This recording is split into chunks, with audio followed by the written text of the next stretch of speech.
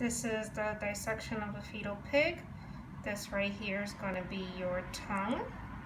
This right here is going to be your larynx. Right over here on the heart, it's going to be your right atrium, left atrium, your right ventricle, your left ventricle.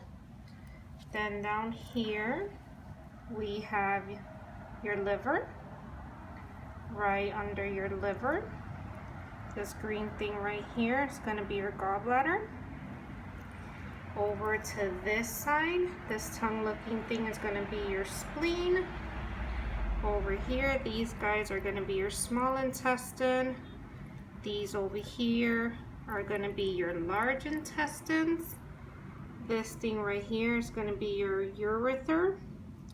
These things on the side right here are going to be your umbilical arteries right here, and then this is going to be your umbilical cord.